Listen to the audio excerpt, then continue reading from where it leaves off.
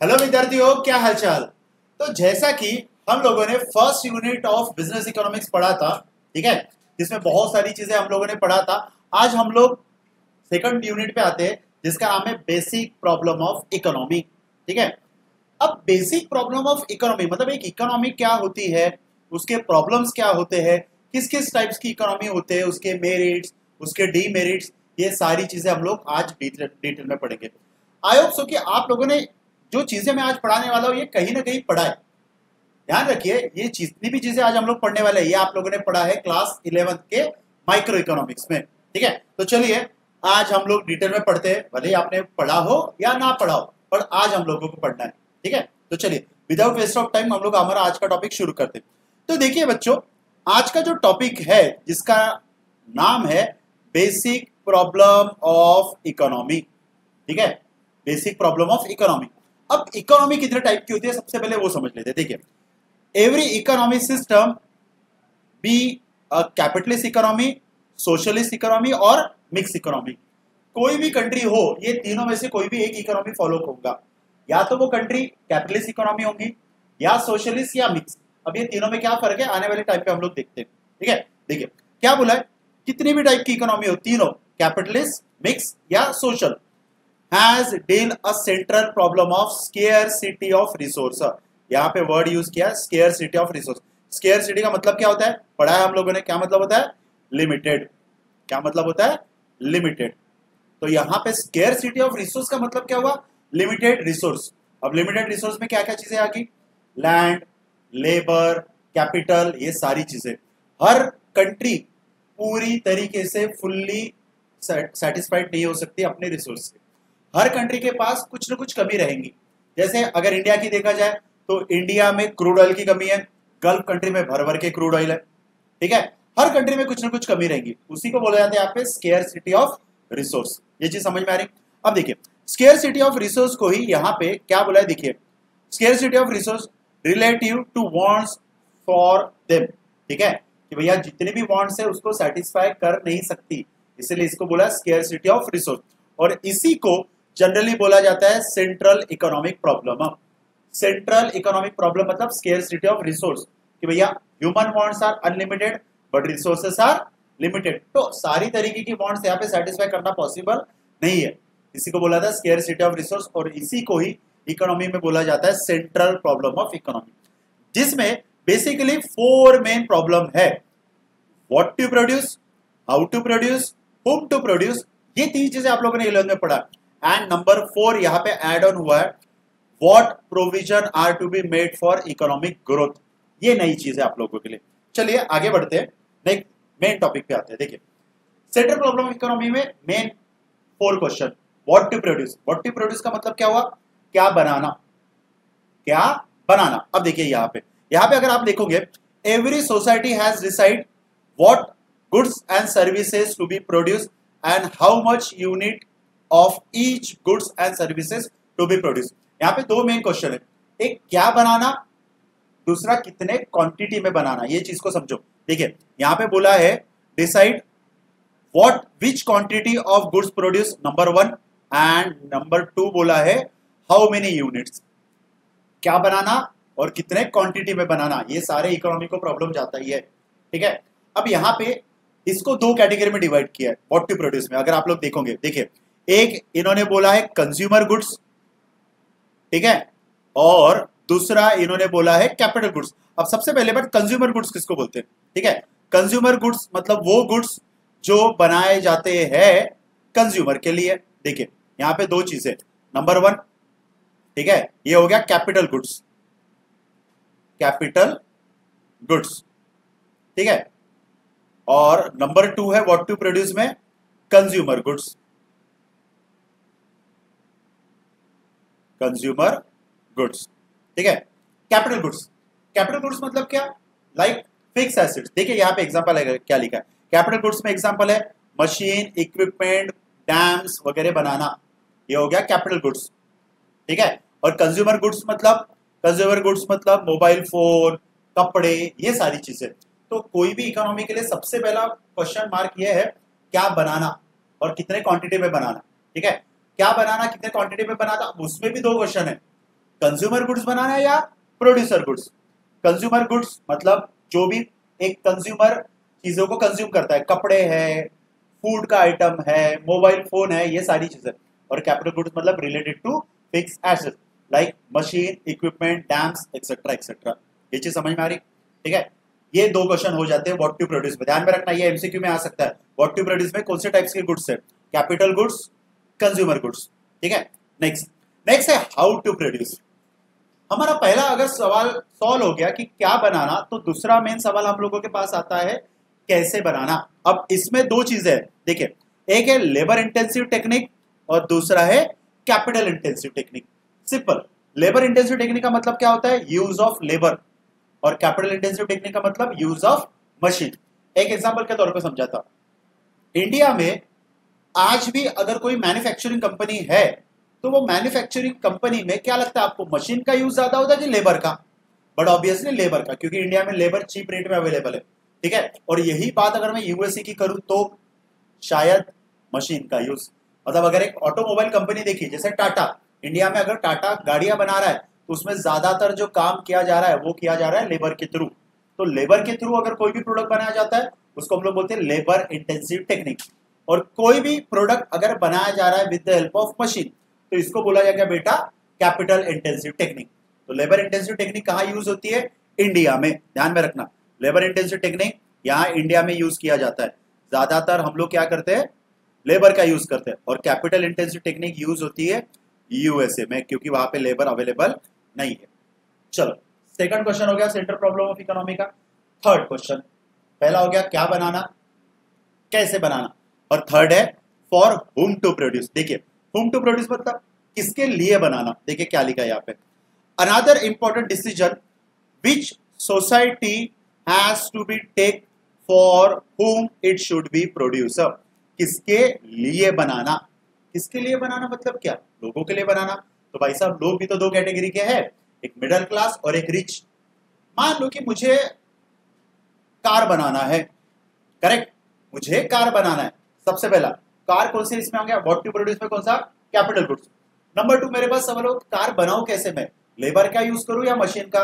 तो चलो मैंने यूज किया लेबर का, लेबर इंटेंसिव टेक्निक। अब मुझे कार किसके लिए बनाना है, मिडिल क्लास के लिए कि रिच क्लास के लिए। मारुति सुजुकी मिडिल क्लास के लिए, बीएमडब्ल्यू रिच क्लास के लिए। तो ये जानना भी जरूरी है कि आप जो भी प्रोडक्ट बना रहे हो ये किसके लिए बना रहे हो, कि भैया आप लोग पुअर क्लास के लिए, मिडिल क्लास के लिए बना रहे हो या रिच क्लास के लिए। और उसी को बेटा यहाँ पे बोला जाता है फॉर हुम टू प्रोड्यूस, किसके लिए बनाना। समझा, चलिए आगे बढ़ते हैं। आगे है, ये चीज आप लोगों के लिए न्यू है, या आप लोगों को 11th स्टैंडर्ड में नहीं था। For what provision should be made for economic growth.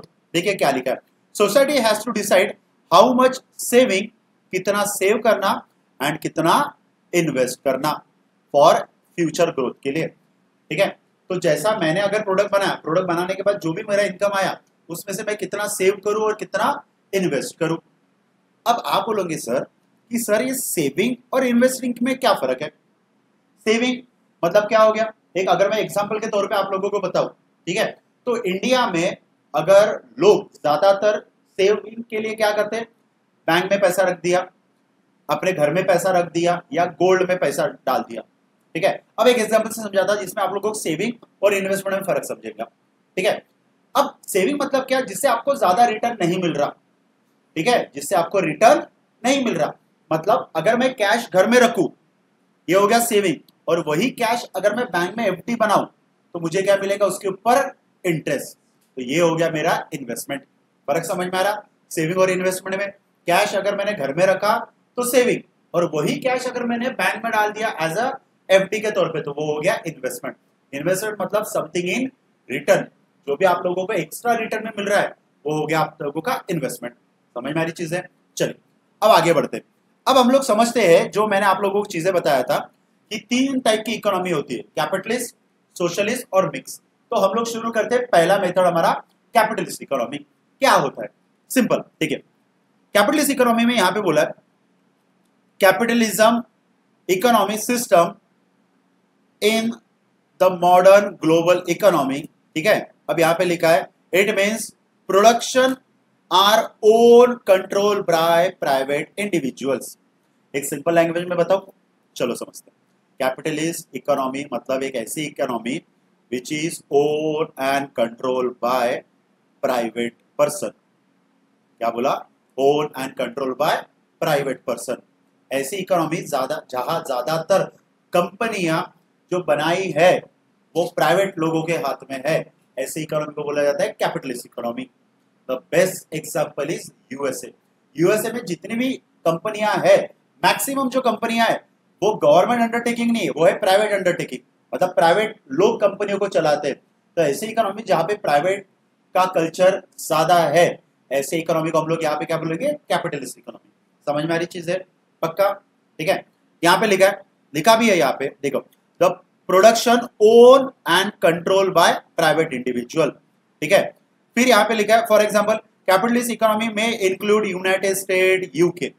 अभी मैंने आप लोगों को बताया यूके यूएस में क्या होता है, ज्यादातर जो कंपनियां ओन किया जा रहा है, रन किया जा रहा है, वो किया जा रहा है प्राइवेट इंडिविजुअल्स के थ्रू, इसलिए इसको बोला जाता है कैपिटलिस्ट इकोनॉमी। समझा?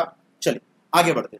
आगे लिखा है यहाँ पे कैरेक्टरिस्टिक्स ऑफ कैपिटलिस्ट इकोनॉमी की क्या क्या कैरेक्टरिस्टिक्स या फीचर्स होते हैं। ठीक है, सबसे पहले राइट टू प्राइवेट प्रॉपर्टी।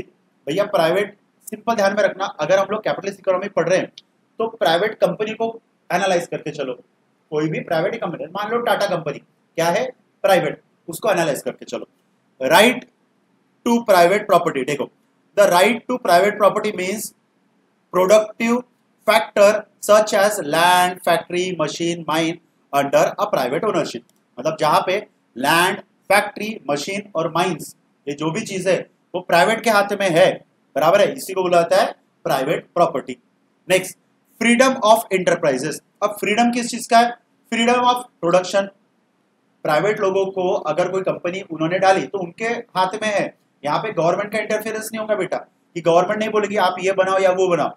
अगर मैंने कोई कंपनी डाली तो मेरी मर्जी, मैं आज 100 यूनिट बनाऊं या 1000 यूनिट बनाऊं या 0 यूनिट बनाऊं, बराबर है, इसी को बोला था फ्रीडम ऑफ इंटरप्राइजेस। नेक्स्ट बोला है फ्रीडम ऑफ इकोनॉमिक चॉइस। देखो, फ्रीडम ऑफ इकोनॉमिक चॉइस में क्या लिखा है? All individual are free to make their economic choice regarding consumption, work and production and exchange. वही चीज रिपीट होगी, जो भी चीज आप लोगों ने बनाया वो कंजम्पशन के लिए है, प्रोडक्शन के लिए है, एक्सचेंज के लिए, आपकी मर्जी। यहाँ पे गवर्नमेंट आपको कुछ भी नहीं बोलेगा, इसी को बोला था इकोनॉमिक चॉइस। नेक्स्ट है सबसे इंपॉर्टेंट, अगर प्राइवेट कंपनी है तो उसका मेन मोटो क्या है? Profit motive. वही लिखा है यहाँ पे कि भैया private company desire for a profit, maximum profit, ये ध्यान में रखना। ठीक है, अब यहाँ पे कंज्यूमर के बारे में क्या लिखा है, देखिए, consumer suppose to be a king under a capitalist economy. मानते वाली चीज, बराबर है, कि भैया मैंने कंपनी तो बना ली, बराबर है, पर मेरी कंपनी चलेंगी किसके लोग वजह से? कंज्यूमर के वजह से। अगर कंज्यूमर को मेरा प्रोडक्ट पसंद आया तो मेरी कंपनी चलेगी, अगर मेरा प्रोडक्ट पसंद नहीं आया तो मेरी कंपनी बंद। सिंपल सी बात है। आज कितनी तो भी ऐसी कंपनियां हैं जो सिर्फ कंज्यूमर की वजह से चल रही है। The best example is Parle, बराबर है, पार्ले ने आज भी अपने प्रोडक्ट का प्राइस, पार्ले का जो मेन बिस्किट आता है उसका 5 रुपए रखा है, कम से कम 20-30 सालों से, कंज्यूमर को ध्यान में रख के। हाँ, उसके पीछे कुछ अलग मार्केटिंग है, वो अभी नहीं बताऊंगा मैं, पर फिर भी उसने क्या किया, प्राइस बढ़ा सकता था वो, और उसने प्राइस ना बढ़ा के प्राइस को रखा स्टेबल।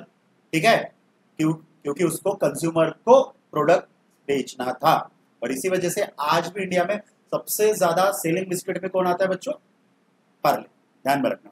ठीक है, नेक्स्ट है कंपटीशन। प्राइवेट कंपनी है तो यहाँ पे कंपटीशन भी रहेगा, कोई भी प्राइवेट, इसमें गवर्नमेंट में शायद कंपटीशन की जरूरत नहीं पड़ती, कि गवर्नमेंट अगर कोई कंपनी बनाई तो उसका कॉम्पिटिटर रहे ऐसा जरूरी नहीं है।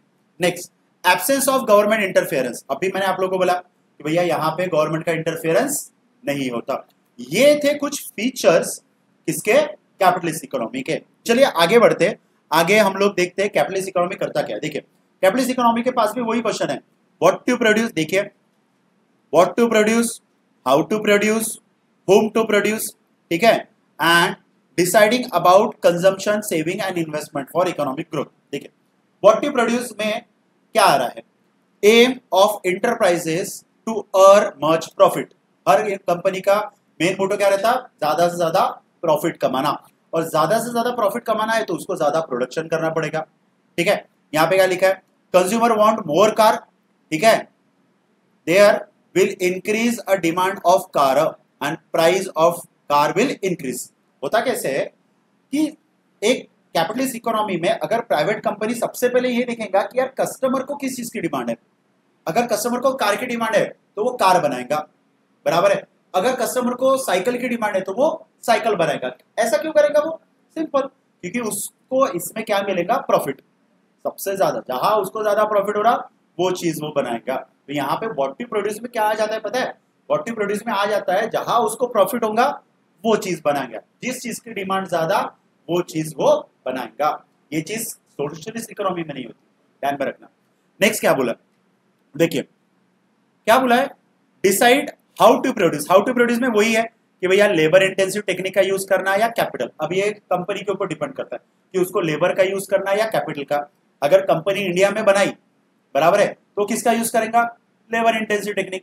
कंपनी यूएसए में बनाई तो कैपिटल इंटेंसिव टेक्निक। फर्क समझ में आ रहा है?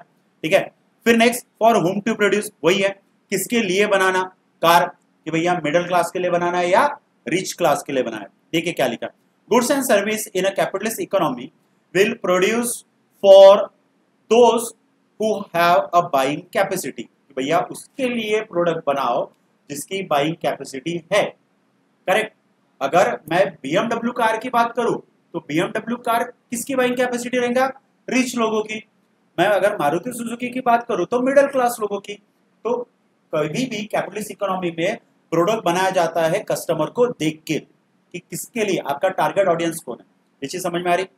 नेक्स्ट है वही decide about consumption saving and investment. Consumption saving are done by the consumer and investment are done by enterprise, बराबर है। ये चीज को ध्यान में रखना, कंजम्पशन एंड सेविंग में, ठीक है, आर डन बाय कंज्यूमर, ठीक है, और इन्वेस्टमेंट कौन करेगा यहाँ पे, एंटरप्राइज। अब इन्वेस्टमेंट के तौर पे वो क्या करेगा, देखिए, higher the level of income interest rate higher and will be saving. जितना ज्यादा इनकम होगा उतना ज्यादा वो इन्वेस्टमेंट करेगा तो उसको उसके ऊपर भी एक्स्ट्रा रिटर्न मिलेगा। यही चीज यहाँ पे समझाई गई है। नेक्स्ट देखते हैं मेरिट और डीमेरिट। आपको क्या लगता है कि मेरिट क्या होगा? मैं पहले बोला अगर कैपिटलिस्ट इकोनॉमी की बात कर रहे तो सिंपल कोई प्राइवेट कंपनी को एनालाइज करके चलो तो आप लोगों को मेरिट डीमेरिट में फर्क समझ में आ जाएगा। ठीक है, merit, capitalist economy self regulated and work automatically. खुद के लिए बनाई कंपनी है और रेगुलेट होती है प्राइवेट ओनर्स के हाथों से। ठीक है, नेक्स्ट यहाँ पे बोला है एग्जिस्टेंस प्राइवेट प्रॉपर्टी, यहाँ पे कोई भी गवर्नमेंट प्रॉपर्टी नहीं रहेंगी। ठीक है, नेक्स्ट बोला है economic growth likely to be faster under a capitalism. ध्यान में रखना, कोई भी कंट्री अगर डेवलप है तो वहां पे डेवलपमेंट के लिए कैपिटलिज्म इकोनॉमी जरूरी होती है। अब यहाँ पे क्या लिखा है, देखिए, economic growth is likely to be faster under capitalism, मतलब कि भैया इकोनॉमिक ग्रोथ वहां ज्यादा होगा जहां की इकोनॉमिक कैपिटलिज्म है या कैपिटलिस्ट है। फॉर एग्जांपल यूएसए नंबर 1 पे है, क्यों? इसकी इकोनॉमी क्या है, कैपिटलिस्ट। ठीक है, कैपिटलिस्ट होने के अलावा इसमें क्या हो रहा है, ग्रोथ हो रहा है डे बाय डे। ठीक है, नेक्स्ट है high degree of operation efficiency. यहाँ पे लिखा है cost of production is minimise. कोई भी कंपनी क्या करती है पता है कि अगर कोई भी प्रोडक्ट बना रही है ना तो उसका कॉस्ट कम से कम रखती है कि भैया कम से कम कॉस्ट रखेंगे तो ज्यादा से ज्यादा प्रॉफिट अर्न कर पाएंगे। ठीक है, ये हो गए मेरिट्स इसके। फिर है incentive for innovation and technology progress. ये एक ध्यान में रखना, इसको बोला जाता है R&D, रिसर्च एंड डेवलपमेंट। कोई भी बड़ी कंपनी अगर है, जैसे मैं अगर हल्दीराम की बात करूं तो हल्दीराम का भी एक R&D डिपार्टमेंट है, फार्मास्यूटिकल का R&D डिपार्टमेंट है। R&D का फुल फॉर्म है रिसर्च एंड डेवलपमेंट। हल्दीराम आए दिन नए प्रोडक्ट बना रहा है। कैसे? पहले रिसर्च कर रहा है, उसको डेवलप कर रहा है। ठीक है, इसलिए उसका टेस्ट भी अच्छा है और मार्केट में बिकता भी ज्यादा है। समझ में आ रही चीज है? तो जो कंपनी प्राइवेट है वो अगर R&D करेंगी तो उसको ग्रोथ में फायदा जरूर होगा। ठीक है, ये हो गया इसके कुछ मेरिट्स। ठीक है, अब इसके कुछ डीमेरिट्स हम लोग देख लेते हैं। ठीक है, देखो डीमेरिट्स में क्या लिखा है इन्होंने, due to the income inequality the pattern of demand does not represent the real need of society. कि भैया इनकम हर किसी का इक्वल नहीं है, इस वजह से कैपिटलिस्ट इकोनॉमी को प्रॉब्लम जाता है यहाँ पे सर्वाइव करने में। अगर मैं बात करूं यूएसए की, यूएसए में इनकम इनइक्वालिटी उतना नहीं है। आप बोलोगे सर ऐसे कैसे? एग्जांपल, इंडिया में जो मार्केट है ना वो 3 कैटेगरी में डिवाइड है। जैसे कपड़े लेना है, एकदम गरीब है बेचारा कोई लेबर क्लास, वो फुटपाथ से कपड़े लेगा, मिडिल क्लास शॉप से कपड़े लेगा, और अगर रिच क्लास है तो वो शायद मॉल से कपड़े लेगा बड़े बड़े, बराबर है। बट यही बात अगर मैं यूएस की बात करूं तो यूएस में ये रोड वाला सिस्टम नहीं चलता। वहां पे पुअर वाला सिस्टम नहीं है कि भैया रोड पे जाके कपड़े खरीद रहे, बराबर है। वहां पे किसी को भी कपड़े खरीदना है तो वो शॉप में जाएगा या मॉल में जाएगा, करेक्ट, सिंपल सी बात है। यहाँ पे मॉल में कौन जा रहा है? Rich class. वहां पे मिडिल क्लास और रिच दोनों के दोनों मॉल में जा रहे हैं। ये फर्क समझ में आ रहा? क्यों? क्योंकि वहां पे इनकम इनइक्वालिटीज नहीं है, और इसीलिए वहां पे कैपिटलिस्ट इकोनॉमी ज्यादा अच्छे से ग्रो कर पाया एज कंपेयर विद इंडिया। ये चीज समझ में आ रही? नेक्स्ट है exploitation of labour in a common under a capitalism. Exploitation मतलब क्या होता है? लेबर से ज्यादा काम करवाना। देखो कैपिटलिस्ट इकोनॉमी का मेन मोटो क्या है? प्रॉफिट कमाना, पैसा कमाना। इसीलिए उनको कोई लेना देना नहीं लेबर से। जैसे एज पर लेबर लॉ एक लेबर एक कंपनी में 8 घंटे काम कर सकता है, जिसमें 8 घंटे में 1 घंटा ब्रेक शामिल है। मतलब देखा जाए तो 7 घंटे वर्किंग आवर्स है, ये रूल है। पर क्या ऐसा होता है? इंडिया में तो नहीं होता, शायद यूएसए में होता है, शायद नहीं होता ही है, बराबर है। यूएसए में अगर 8 घंटे के ऊपर अगर काम कर रहा है कोई तो उनको लगता है ओटी। ओटी समझता? Over time. यहाँ पे मिलता है ओवर टाइम। यहाँ पे शायद गवर्नमेंट में कोई काम कर रहा है तो उसको ओवर टाइम मिलेगा, बट प्राइवेट काम करने वाले को ओवर टाइम मिलता है क्या? शायद नहीं। अगर कोई पर्सन कोई शॉप में काम कर रहा है, दिवाली का सीजन है, तो भैया दिवाली में रात रात भर दुकानें खुली है, 8 घंटे का काम 15-15 घंटे चल रहा है, तो क्या उनको ओवर टाइम देते हैं? शायद नहीं। समझ में आ रही चीज है? तो प्राइवेट इकोनॉमी में ये थोड़ा एक फैक्टर रहता है कि लेबर से ज्यादा काम करवा लेना कम प्राइस में, इसको बोला जाता है एक्सप्लॉयटेशन ऑफ लेबर। समझा? Next, miss allocation of resource, sorry consumer, देखिए मिथ ऑफ कंज्यूमर ऑफन, ठीक है, अबाउ विक्टिम ऑफ एक्सप्लॉयटेशन। ठीक है, यहां पे कई बार कंज्यूमर को भी एक्सप्लॉइट किया जाता है गलत इंफॉर्मेशन देके। ठीक है, जैसा बहुत सारे प्रोडक्ट अपने आपको बहुत अच्छा बताते हैं एज कंपेयर मार्केट, बराबर है। सॉफ्ट ड्रिंक हो गया, बराबर है, कि भैया बोलते हैं कि भैया ये ड्रिंक पियो, पहाड़ से आप कूद सकते हो, बराबर है। सारी चीजें होती है पॉसिबल? नहीं। तो यहाँ पे एक्सप्लॉयटेशन ऑफ कंज्यूमर भी होता है लेबर के साथ साथ, बराबर है। मतलब झूठ फैलाने का काम होता है कैपिटलिस्ट इकोनॉमी में, क्योंकि प्राइवेट लोग चला रहे, उनको पैसे कमाने से मतलब है। समझ में आ रही चीज है? नेक्स्ट यहाँ पे लिखा है miss allocation of resource will move into a production of luxury. ठीक है, मिस अलोकेशन ऑफ रिसोर्स, जो भी रिसोर्सेस है उसको मिस यूज किया जाता है। मिस यूज मतलब वैसा नहीं, मिस अलोकेट किया जाता है। अगर कंपनी के पास ज्यादा पैसा है तो वो ज्यादातर प्रोडक्ट बनाएंगी लग्जरियस, ना कि मिडिल क्लास लोगों के लिए, क्योंकि उनको वहां पे प्रॉफिट ज्यादा मिलता है। अब देखिए ना, अगर एक साल में मारुति सुजुकी 1 लाख कार बेच रहा है तो वही एक ब्रांड जो है बड़ा BMW, ये शायद 10,000 या 5,000 बेच रहा है, बट ये 5,000 बेच रहा है, बट इसका इनकम ये 1 लाख से ज्यादा है। तो यहाँ पे यही माइंडसेट रहता है इनका कि भैया ज्यादा से ज्यादा मैं लग्जरियस आइटम बेचूं तो कि मेरे को पैसा ज्यादा मिले। ठीक है, नेक्स्ट है unplan product economy instability in terms of over production. ठीक है, ये पॉइंट ऐसा जरूरी नहीं है कि सारी कैपिटलिस्ट इकोनॉमी में हो, किसी किसी में हो सकता है कि भैया कोई प्लान नहीं किया प्रोडक्ट के बारे में प्लान नहीं किया तो स्टेबिलिटी नहीं है और ओवर प्रोडक्शन हो गया, थोड़ा चांसेस कम रहता है। आजकल बहुत स्मार्ट लोग हैं, अगर कोई भी प्रोडक्ट बना रहे हैं तो पूरा प्लानिंग करके बनाते हैं।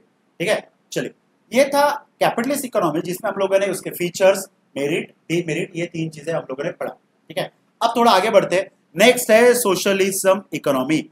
देखो सोशलिस्ट इकोनॉमी में यहाँ पे देखो क्या लिखा है, the concept of socialist economy popular by Karl Marx. ये ध्यान में रखना, ये शायद एमसीक्यू में पूछ सकते हैं।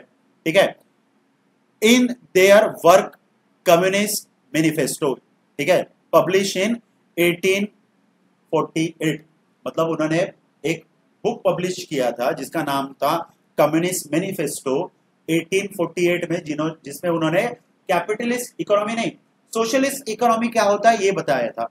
अब सोशलिस्ट इकोनॉमी सर होता क्या, चलिए पढ़ते हैं। देखिए सिंपल अगर लैंग्वेज में बताया जाए तो सोशलिस्ट इकोनॉमी मतलब एक ऐसी इकोनॉमी जहां पे इकोनॉमी को कंट्रोल मैनेज किया जा रहा है थ्रू गवर्नमेंट। मतलब एक ऐसी कंट्री जहां पे मैक्सिमम जो कंपनियां है वो गवर्नमेंट अंडरटेकिंग है या गवर्नमेंट अंडर कंट्रोल है। देखिए कैपिटलिस्ट इकोनॉमी में किसका एग्जांपल मैंने लिया था, यूएसए का, क्योंकि ज्यादातर कंपनियां क्या है, प्राइवेट अंडरटेकिंग।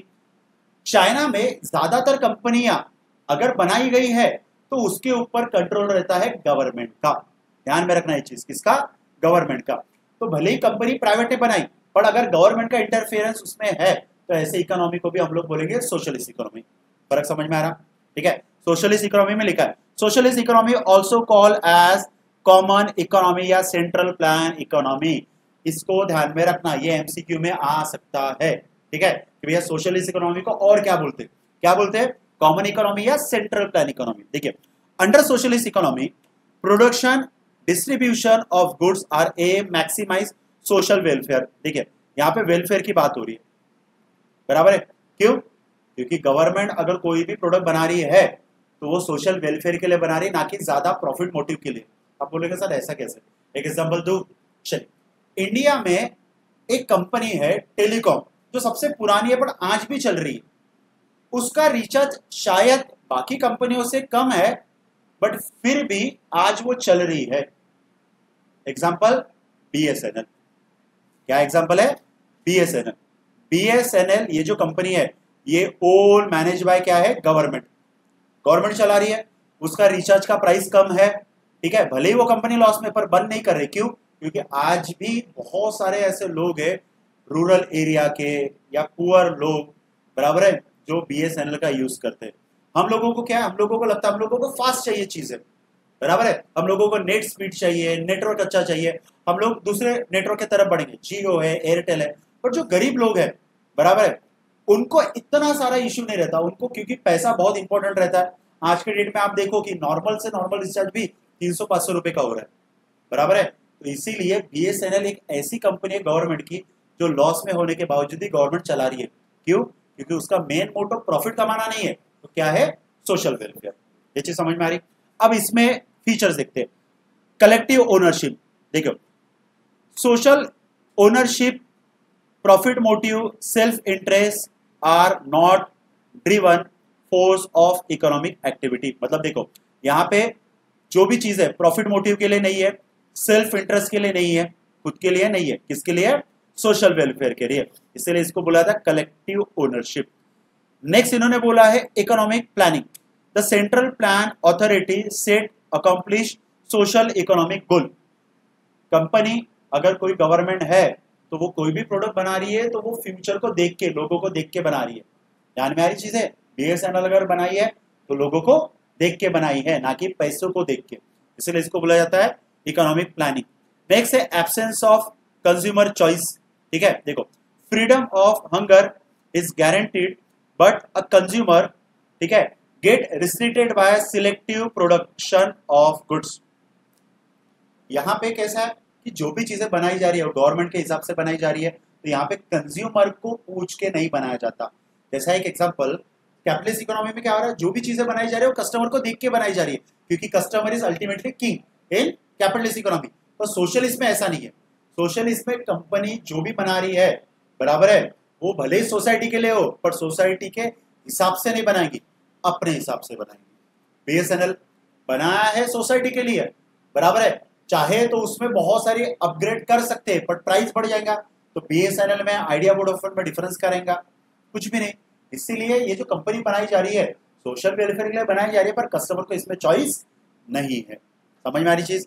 नेक्स्ट यहाँ पे बोला है minimum role of price mechanism market force. मतलब यहाँ पे प्राइस, जैसा हम लोगों ने एक चीज पढ़ा है, कोई भी प्रोडक्ट का प्राइस किस हिसाब से डिपेंड करता है, डिमांड एंड सप्लाई। देखिए एक एग्जांपल बताता हूं, डिमांड एंड सप्लाई के बेसिस पे कोई भी प्रोडक्ट का प्राइस डिपेंड करता है, इंक्रीज होगा या डिक्रीज होगा। देखिए अगर मार्केट में डिमांड कम है और अगर सप्लाई ज्यादा है तो प्राइस क्या हो जाएगा, कम। उल्टा, अगर मार्केट में डिमांड बहुत ज्यादा है और सप्लाई है कम, तो प्राइस क्या हो जाएगा, प्रोडक्ट का इंक्रीज। आप बोलेंगे सर ऐसे कैसे, एक एग्जांपल बताता, जैसे लेमन, गर्मियों में लेमन का डिमांड ज्यादा है पर उतना प्रोडक्शन हो पाता है क्या, नहीं, सप्लाई है कम और इसी वजह से लेमन का प्राइस क्या हो जाता है गर्मियों में इंक्रीज। 10 रुपए में एक लेमन आ रहा है, एक नींबू आ रहा है, यही आप विंटर में देखो शायद 10 रुपए में 4 दे दे। क्यों, क्योंकि विंटर में लेमन का कंजम्पशन उतना नहीं होता, इसलिए उसका डिमांड उतना नहीं होता। ये चीज समझ में आ रही। तो जहां पे डिमांड ज्यादा है, सप्लाई कम है, वहां पे प्राइस होगा इंक्रीज। बट ये जो प्रिंसिपल है ये यहाँ पे अप्लीकेबल नहीं होता, बराबर है। यहाँ पे डिमांड रहे या ना रहे, ये अपना प्राइस क्या रहेगा, कांस्टेंट, क्योंकि इनको जो भी प्रोडक्ट बना रहे वो सोशल वेलफेयर को लेके बना रहे, समझे। चल आगे, नेक्स्ट है मेरिट ऑफ डीमेरिट। देखिए, equitable distribution of wealth and income. अब यहाँ पे क्या किया जा रहा है कि इक्वली डिस्ट्रीब्यूट किया जाता है इनकम और वेल्थ को। आप बोलोगे सर ऐसे कैसे, एक एग्जांपल, बीएसएनएल में अगर कोई काम कर रहा है तो कोई लोअर लेवल का अगर मान लो कोई पर्सन है और एक हायर लेवल का, तो उनके इनकम में ज्यादा डिफरेंस नहीं रहेगा। जैसे अगर एक चपरासी है तो उसका इनकम अगर 10,000 है, तो अगर एक कोई ऑफिसर है तो उसका इनकम होगा मैक्स टू मैक्स 1 लाख, बराबर है, 10,000 और 1 लाख। आप बोलोगे सर बहुत डिफरेंस है, नहीं। अब देखिए, प्राइवेट में अगर वही चपरासी अगर उसका इनकम 10,000 है, बराबर है, तो अगर ऑफिसर है तो वो शायद 2 लाख या 5 लाख या 10 लाख या शायद करोड़ों में कमाते हो। बहुत बड़ा गैप आ जाता है लोअर लेवल और हायर लेवल के बीच में। ये गैप सोशलिस्ट इकोनॉमी में नहीं होता, सबको पेमेंट इक्वली रहता, थोड़ा बहुत ऊपर नीचे रहता, किसी को 30 मिल रहा, किसी को 50 मिल रहा, किसी को 70 मिल रहा, किसी को 1 लाख मिल रहा। बट ये प्राइवेट में नहीं होता। प्राइवेट में अगर किसी को 30 लाख मिल रहा, 30,000 मिल रहा, तो किसी को 30 लाख भी मिलने वाले लोग है। समझ में आ रही चीज है। नेक्स्ट यहाँ पे बोला socialist economy is a plan economy. Government सब कुछ सोच समझ के करती है, इसलिए बोला था plan economy. Unemployment is minimise.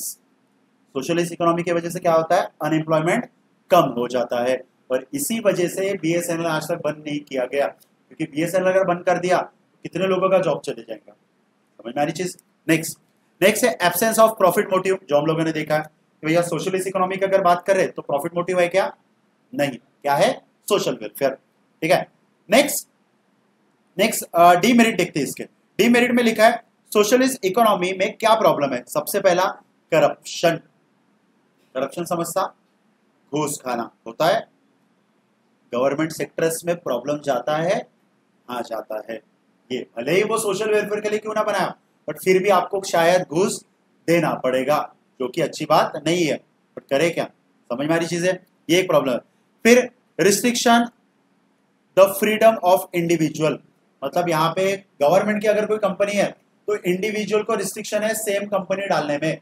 आप बोलोगे सर ऐसे कैसे, देखिए मैं अगर कोई चाय की टपरी डालता हूं तो क्या दूसरे को भी चाय की टपरी डालने का राइट है कि नहीं है, है।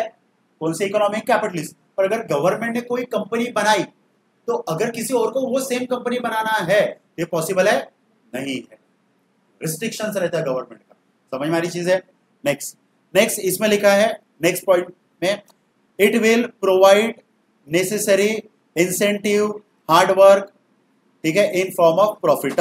जो भी प्रॉफिट आता है उसका एक इंसेंटिव ये लोग देते हैं। ठीक है। चलिए अब लास्ट टॉपिक हम लोग पढ़ते हैं मिक्स इकोनॉमी। देखिए मिक्स इकोनॉमी सिंपल कुछ नहीं है, प्राइवेट प्लस गवर्नमेंट, इसका जहां पे कॉम्बिनेशन होता है वहां पे बोला जाता है मिक्स इकोनॉमी। ध्यान में रखना। देखिए कैपिटलिस्ट इकोनॉमी में बेस्ट एग्जांपल कोई कंट्री का ध्यान में रखना है तो यूएसए, क्योंकि ज्यादातर कंपनियां कैपिटलिस्ट है, मतलब operate and own by private individual. Socialism के लिए ध्यान में रखना है तो ध्यान में रखिए चाइना या शायद नॉर्थ कोरिया, सारी चीजें गवर्नमेंट के कंट्रोल में। और मिक्स इकोनॉमी ध्यान में रखना है तो यहां पे ध्यान में रखो अपना इंडिया, मेरा भारत महान, अपना इंडिया। इंडिया में कौन सा सिस्टम चलता है, मिक्स, प्राइवेट भी गवर्नमेंट भी। आप बोलोगे सर ऐसे कैसे, एग्जांपल एजुकेशन सेक्टर की बात करें तो एजुकेशन में गवर्नमेंट स्कूल्स भी है, प्राइवेट स्कूल्स भी है, केंद्रीय विद्यालय या दिल्ली पब्लिक स्कूल, बराबर है। हेल्थ की अगर मैं बात करूं, हॉस्पिटल्स की, गवर्नमेंट के हॉस्पिटल्स भी है, प्राइवेट हॉस्पिटल्स भी है।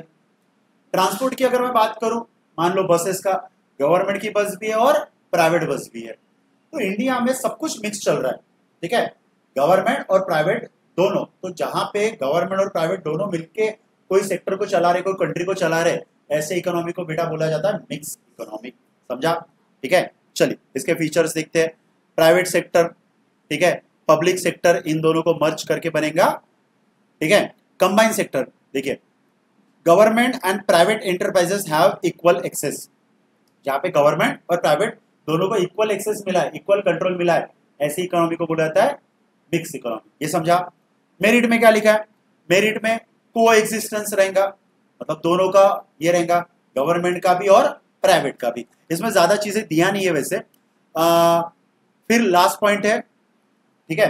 अब देखिए अगर यहाँ पे अगर हम लोग गवर्नमेंट कंपनी की बात करें तो गवर्नमेंट का सोशल वेलफेयर और प्राइवेट का है प्रॉफिट मोटिव, ये सिंपल ध्यान में रखो, ठीक है।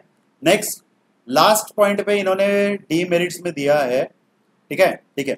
मिक्स इकोनॉमी, ठीक है, sometime is characterised by excessive control by state regulating reduce initiative, ठीक है, and constraint growth of private sector, poor implementation of planning, higher rate, ठीक है, of taxation, lack of efficiency and corruption. Private और government दोनों है, तो यहाँ पे सिंपल कैपिटलिस्ट और सोशलिस्ट को मिक्स करो, ठीक है, तो आप लोगों का मिक्स इकोनॉमी का आप लोग मेरिट और डीमेरिट ऐसे ही बना सकते हो। समझ में आ रहा? चलिए लास्ट पॉइंट है यहाँ पे, difficult to maintain a proper balance between private and public. Problem है डीमेरिट में कि भैया प्रॉपर बैलेंस करना थोड़ा मुश्किल जाता है कि प्राइवेट कंपनियों को और पब्लिक कंपनियों को। ट्रांसपोर्ट का एग्जांपल लो, ठीक है, ट्रांसपोर्ट में होता कैसे है कि गवर्नमेंट की बस है और प्राइवेट बस है, ठीक है।